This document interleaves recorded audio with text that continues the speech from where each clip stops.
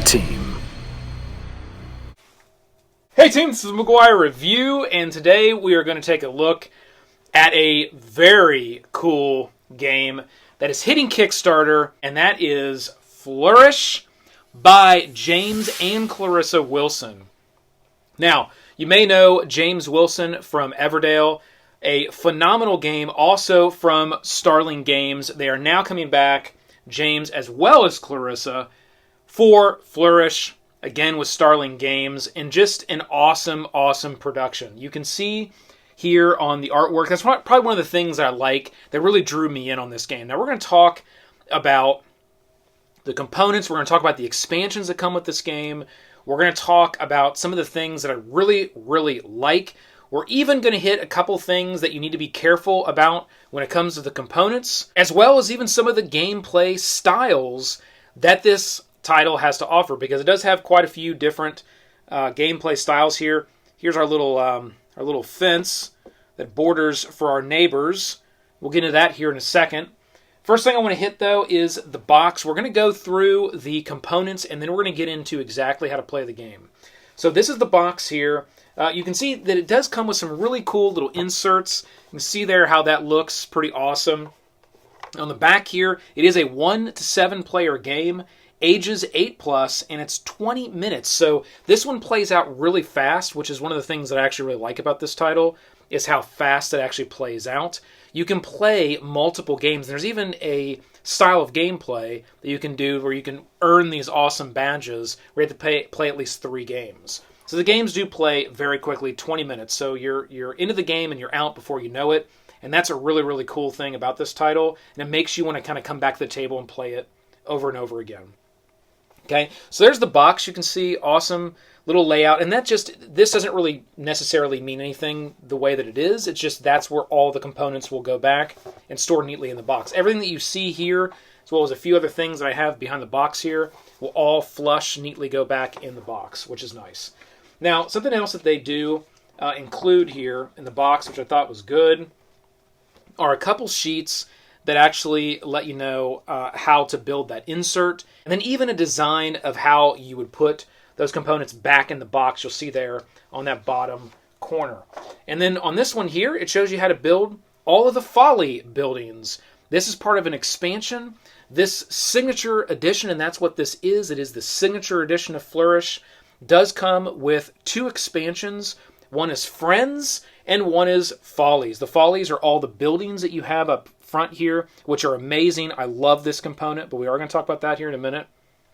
As well as another small deck right here, which are the Friends that have awesome artwork. Okay, so here you do have this page here that's going to help you know how to build those buildings, because some of them are, I would say, somewhat complex in their build. Even with a very small little cardboard snap together component, some of them are fairly complex. So you got that nice sheet here to show you how to build. Here in the center of the table, we have pretty much the setup for the game. Each player will start the game with 6 of the cards, as well as one of these awesome little dials. You will have to build these, and again, there are 7 of them. So there is a decent amount of time when you open the box between the build of the dials and the build of the little buildings. Now, you don't have to do all that at once. Let's say you're just going to sit down and play a 4-player game, and you weren't going to use the expansions. You don't need any of these buildings yet, and you only need 4 of these dials. So just keep that in mind. You don't have to build everything out of the box to start playing, because it will take you some time. It will take you some time to build all these little buildings. So just know that.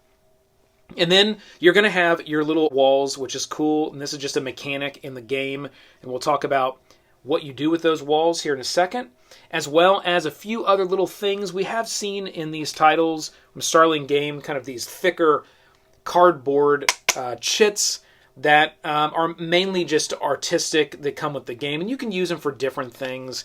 Like this one right here is whoever wins, you would take a picture with this, and then you could post it on their social media, which is kind of cool. And it's just a way to kind of post about the game as well as, hey, I was the winner. So you can take a picture with this one. And it is a nice thick cardboard plaque there. And then you've got these. There is one for James, and it's the mushrooms on the tree there, as well as Clarissa. And hers is a rose, which is pretty awesome as well. Okay, so those are the little extra plaques that you get with the game. The game does come with the reference card, so you can see how all the point system in the game works back and front. Those are different. The game also comes in 3 different languages, French, German, and English, and you will receive materials in the game for all 3 of those languages, between the rule books, the expansions, Friends and Follies, and the cards here that you have for reference. There are no words on the cards, which makes it easy for younger players because they're all symbol-based. The only words that you'll find is the actual Latin term for the different flowers in the game. So as you can see, the artwork is just amazing from what you can just see here. Wait until we get into some of these cards. We're going to do some overhead cam work. Bear's going to hit us with that. And you can see all of the awesome artwork that's on these cards. It's just absolutely amazing what these cards look like. And they're all different. It's just a number of just amazing pieces of artwork, between what you would find in a garden from a flower or plant perspective, all the way to arches and meadows, and here's one with some mushrooms. Just absolutely amazing artwork in this game, and it's one of the things that really will pull you in. I'm very excited about the artwork, if you can't tell. Okay, so let's go to the rules. We do have the rule book, and it's done again, fantastic art all the way through. On the back, you'll find the listing of the scoring reference as well. Same thing you'll find here on your little reference card. So you do have some options here. You can give every player one of these cards. They can have it right at their seat if you're far apart. Or if you're close, you can just kind of set this out at the table, and you can easily see all of the different point totals right here, as well as solo medals and cooperative medals. So this game can be played competitively, cooperatively, solo, and then there's a number of other different game styles that are included in the book. So there is a lot of option here in how you will and can play the game. So let's just get into the rule book here. Very simple. Your setup is just this single page right here. It's going to show you exactly how to set up the game. Thing you're going to need to do. It's almost immediate. And then as you get into the book, the only rules of the game are literally this page and this page. And that's it. That is the whole entire game. And really, it's not even this. This is the 2-player rules down here. So you can play this game 2-player. There are some slight modifications, but you can play it 2-player if you'd like to. The only rules to the game are just right here, and that's it. It's that simple of a title. It gives you a little overview. It gives you the details of a card, which we're going to take a look at that here in a second, as well as what gameplay looks like, which is very, very simple. And then it gives you a really cool scoring example, which I found very handy the very first time we started to play, to understand how these cards actually work. And I'm glad that they did that versus trying to embed all of those rules kind of into the base flow of the round or the game. They just gave you a scoring example, which told you how to use these cards and how these symbols work together, which I thought was done really well. And then you've got a garden show variant. So if you want to play this game multiple times in one sitting, that's where these little ribbons come into play, where you can do a full garden show variant, which is only available as a competitive game. You can't do that one cooperatively because you are competing to get the best garden and win these ribbons. There are solo rules. So you can play this game solo, where you will be classed up against McGuire, and you will battle for the best garden against McGuire. There's just a few paragraphs here that go over the solo rules, and that's a pretty cool and fun setup as well. I definitely enjoy this game as a cooperative and a competitive game more so than I do a solo title or a solo game. It is cool that it offers that, and there's enough there that I think you will have fun and you'll enjoy playing it solo, but this game really shines as a multiplayer, competitive, or cooperative title. It really does. As far as my opinion is concerned, the solo part of this game is not really why I would get this game. I would get this game to play with other people. That's really how I feel this game is really designed. There's also a compost variant, And that variant is really just a way to burn through the cards in the deck faster. So if you want to play the game and you really want to see more of the artwork and more of the cards, use the compost variant. The only real difference is it just helps you burn through the deck faster. I found that I never really used that because I like just playing multiple games, and then as I'm going through those multiple games, it feels like I'm getting fresh and new and different artwork and different cards as I'm playing the game. But let's say you were only going to play one game with a group and you really wanted them to be able to burn through a lot of the artwork. That's where I think the compost variant really shines and comes into play.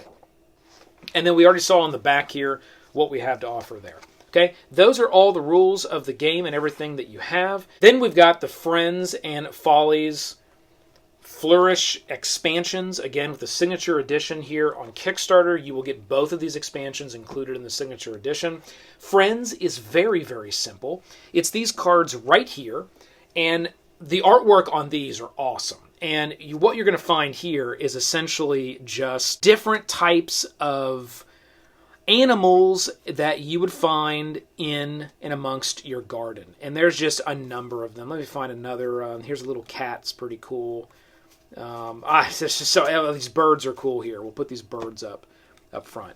So you can see these cards here, and you're going to take 2 of these when you start. And then what you're going to do is at the end of the game, and you're going to keep those face down. No one's going to know who has what. At the end of the game, you're going to flip them over, and you're going to choose one of them to score. So that way you've got a little bit of an option at the end of the game on which one you're going to use based on how your garden has played out over the course of that game.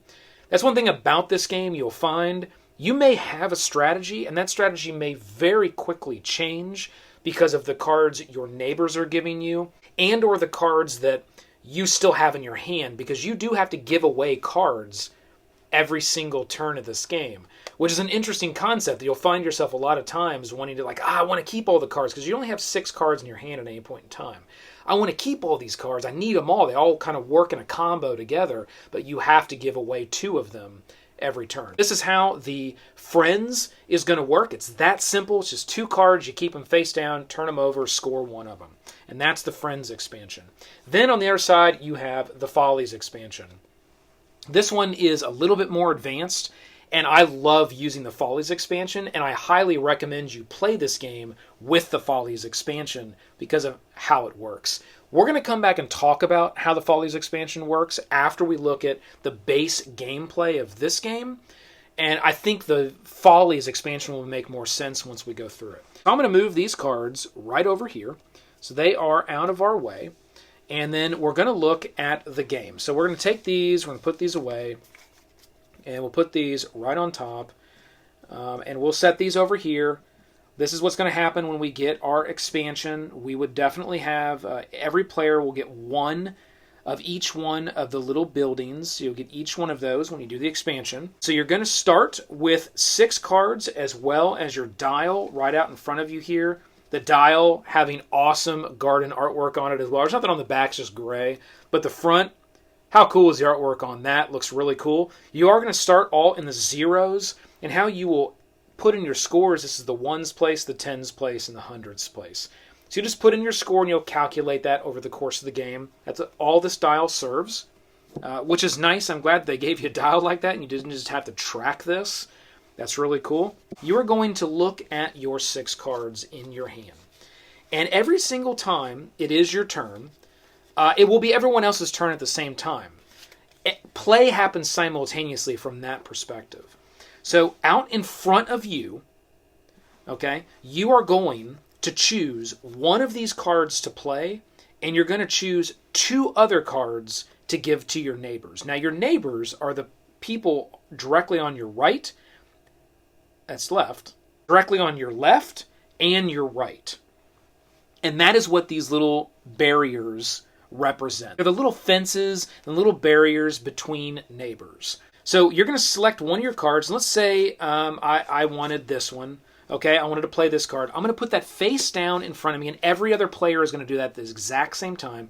Every other player is also going to be giving cards to their neighbors at the same time. So I may want to give this card to this neighbor. I'll put it on that side of the little fence there, and I'll give this card to this neighbor, put it on their side of the fence. And now I've essentially I'm essentially done with my turn. Everybody would have done that simultaneously. Then what's going to happen is everyone's going to flip up their card that they played. And they're going to flip that over, and they're going to show it to all the players. So everybody can see what you've played, how you've kind of started your garden. All right? And I played one that's got a couple of purple flowers on it here. And we will talk about the layout of these cards. But first, let's just do an overview and round of the game. So everybody's going to see those. We'll put it out. And then everybody's going to pick up their cards that were given to them. So, this neighbor would have given me a card, and this neighbor would have given me a card, and that card would have been right there. So I would pick up my cards, and they would pick up their cards, right? And then I would look at those cards. I wouldn't reveal those cards to everyone, but obviously this neighbor and this neighbor knows at least one of those cards because they gave it to me. So I would look at those cards. Now they would be my cards. They'd go back in my hand, and then I would draw one card from the center deck. This provides me back to my 6 cards, because at any point in time, when you start your turn, you are going to have those 6 cards in your hand, those 6 cards of choices. Kind of using 3 of them over the course of a turn. You have 3 others in your hands, and then you gain the 3 back by 1 from each neighbor and the center deck. That is a turn within a round. Now the game only lasts 4 rounds, and each round consists of 3 turns. So the easiest way to track that is you'll put your cards, and I'll move my barrier for now for this, as you play those rounds, and every round is going to be the same except for the last round. But for our second turn in the first round, we're going to do that same exact thing. So then we'd have another card played, and that same exact thing, and we'd have another card played. And that's what then it would look like. At the end of that, once we took our neighbor's cards and we drew our card again, we then would go through and we would score the round. Everybody would record their points for that round. Then you would do the second round. You'd do the same thing. You'd have those 3 turns within a round. Then you would score. Then you would do the same thing, and you would score. I don't have the cards in my hand, so I'm going to pull these out. You would score for that 3rd round. And then for the 4th round, there is a difference. For the 4th round, you're not going to play it the same way you did the first 3 rounds. Now, the difference with the 4th round is after the 3rd round, you're not going to draw that card from the center deck, which will mean you'll have the 3 cards that were in your hand from that round, and then you'll have 2 more cards that you would have picked up, 1 from each neighbor. Okay? You're not going to draw that center card, giving yourself 6 cards again. Now the reason for that is because the 4th round is a little bit different. In the 4th round, you will choose 3 cards in your hand to just set down and play. You'll put them down face down. When everybody's ready, you'll flip them up, and then 2 of them you'll just discard from the game.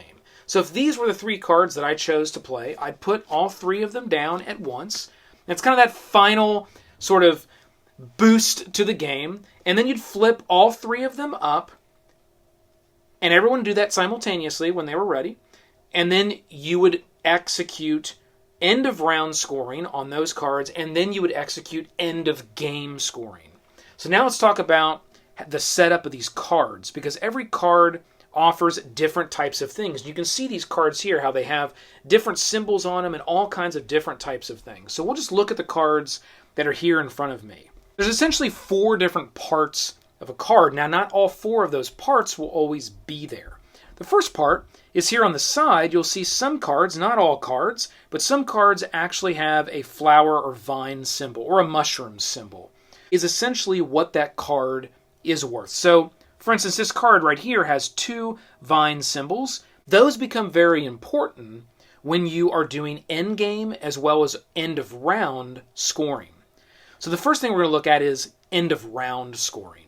So the end of each one of the rounds, if there's ever a little formula or an equation, whatever you want to call this, if there's ever a little formula that's up top here in the top corner, that's an end of round scoring. And this one, for instance, says you get 6 points if you have more or equal mushrooms than one of your neighbors. Sometimes it's either or, sometimes it's both of them. You have to have more mushrooms than this neighbor and this neighbor. Not combined, but you just have to have more than this neighbor and more than this neighbor. Sometimes it's just one of them. You have to have more mushrooms than. Or whatever this formula is calling for. This one happens to be mushrooms. So I would get 6 points if that was the case. This one, for instance, has another end of round scoring because there is something right up here. It says I get 1 point for every blue and white flower that I have in my garden. So just for demo purposes, I would get 1 point for every blue flower. But right now I only have one that has a blue flower, so I would get 1 point. But technically that flower wouldn't be there because it's in this row. So if I didn't have this row, then I would look and I would say, okay, do I have any blue flowers? No, I don't. I don't have any blue flowers. And that's where these symbols really start to count, is when it's looking for that type of symbol. I don't have any blue flowers, so I wouldn't get any points. This would be a card that would be down, and maybe later on in the game it would be useful by an end point scoring. Maybe it wouldn't. Maybe it was just a foul move putting that card down.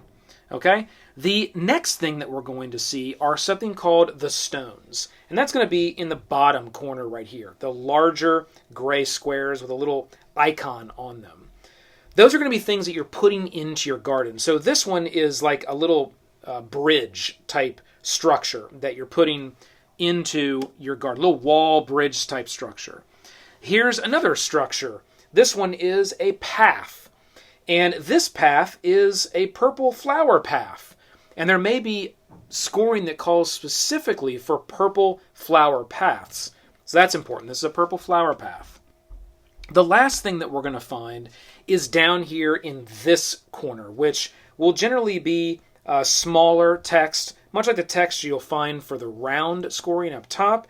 Down here is the end of game scoring. So all of this stuff that's down here on the cards don't play out until the very, very end of the game. And you can see some cards don't have that. There's some cards that just don't have any end of game scoring. All they might have is end of round scoring. Or they may just have flower symbols and not any type of scoring. They're just a card that's used when you're activating or comboing with other cards that do have end of round or end of game scoring.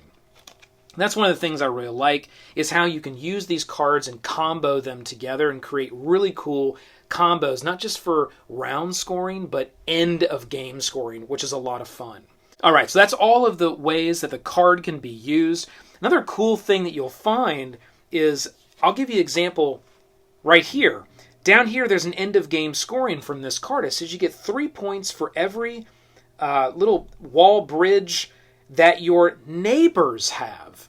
So this is where it gets into, over the course of the game, if you know you got this card and you're going to play that card, you want your neighbors to have these little walls, right, in their garden. So you may be having these wall cards in your hand, and you may be giving those cards to your neighbors, and they might be lucrative cards for their neighbors to use that get other types of points, and that's okay. You want them to play them and put them in your garden, so at the end of the game, you can lay down a card like this and say, oh, okay, now I get 3 points for every one of these that's in your garden and in your garden. That's just what this formula says. It could be one or the other. So that's a really cool mechanic of this game that I actually really like. And that is, team, how the entire game is played. You will have your round scoring each round. You're going to be tracking at the end of the game. You're going to track your final points. Your final end point game score is going to be much higher than anything you got within the rounds. Usually you could get 30, 40, 50, 60 points with end game scoring with all of the different combos you've set up between your own garden and other players' gardens. You'll just add that to whatever you had from each one of your rounds, and you'll get your final score. Highest score wins the game. It's that simple.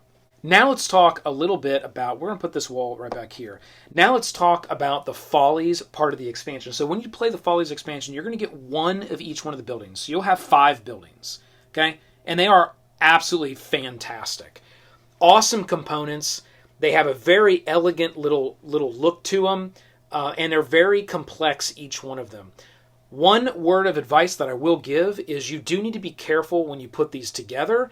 They can be a little bit delicate, certain parts of them, specifically these little parts up top. So if you're grabbing this and you're like pushing on it, you could easily snap one of these little tabs off the top. And I actually did that on one of my buildings. I was able to super glue it and kind of paint it back in. It looks perfect. You can't even tell. But it definitely happened.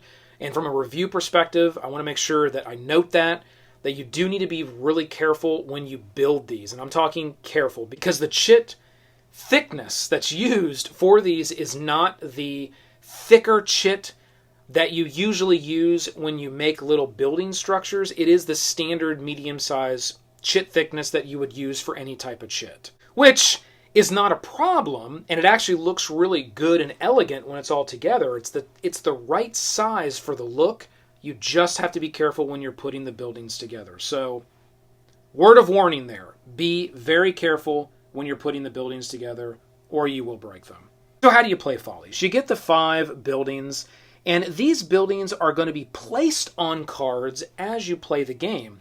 And you can only place a building on a card that it matches. So, for instance, this is a purple flower building. This one's awesome. It's kind of like a temple. It's got the little staircase up to it. What a cool little building. This one here, we'll move this again, is a purple card. So I can place this building on this card because it's a purple card.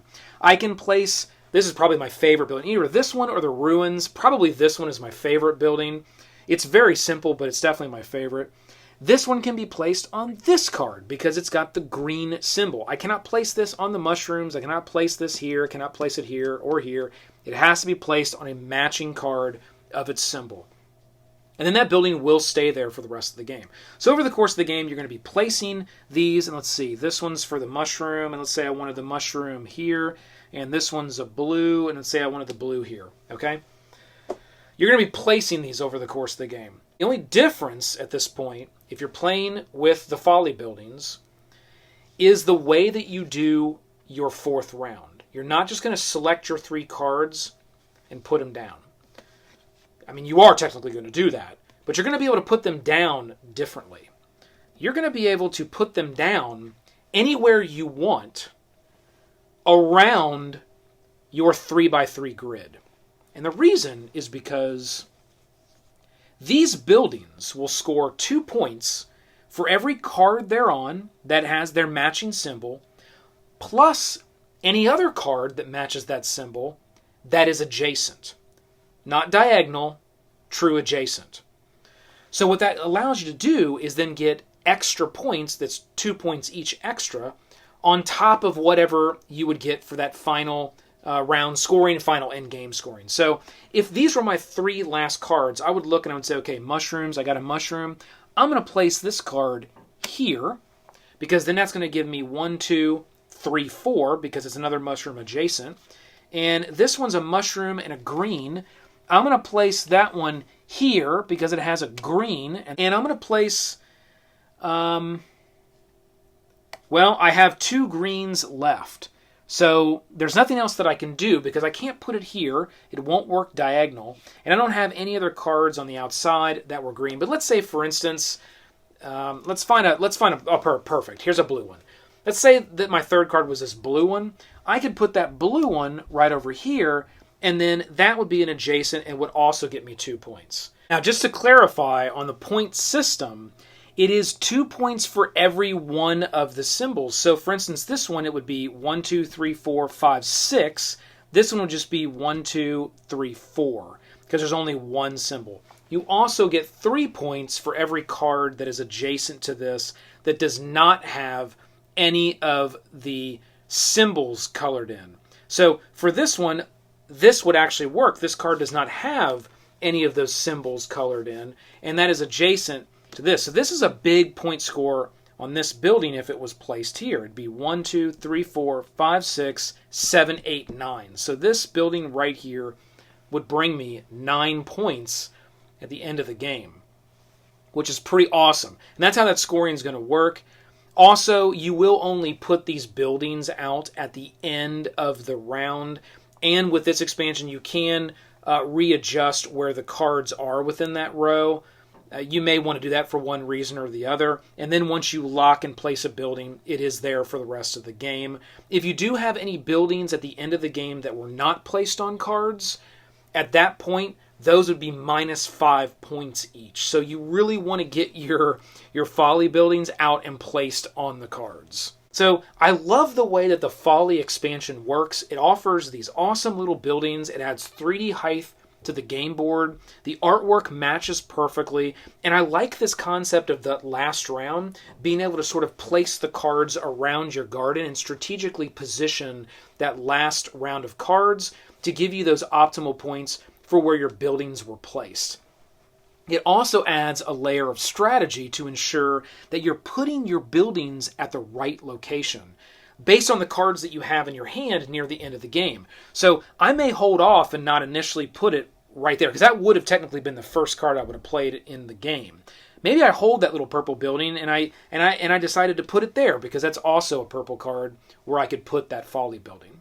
So there is this level of strategy of when and where do you place the buildings, because once they're placed, that's where they are. They become a permanent structure as part of the garden that you're building out over the course of the game. And I just love that. Love the Folly expansion. They really nailed it with that one for me. And I do recommend playing with the Folly expansion. Go forward. I mean, definitely probably play just the base game the first time you play it with new players. But then after that, it's the Folly expansion for me because it just adds so much more dynamic feel to the game. And I love how that final round really executes out. Really well done. All right, team. That is Flourish by Starling Games. What an awesome title. Awesome artwork. It really draws you in, and the gameplay is also there. That's one of these titles, every time I see a game like this come out, you always have to question, wow, the box looks cool, the artwork looks cool, like the gold with the white and all the colors, and, but is it just a bunch of flash and a bunch of awesome artwork, and the gameplay isn't there? They have nailed it once again. It's not just all the flash. It's not just all the colors and the artwork and the amazing eye candy. You're also getting a great game on top of that. It plays quick. It's super elegant. Absolutely love this title and highly recommend it. This is definitely one for the collection. So go check it out on Kickstarter. So hit that like, click the subscribe below to join the team. Keep rolling them crits. This has been the McGuire Review, and we'll see you next time!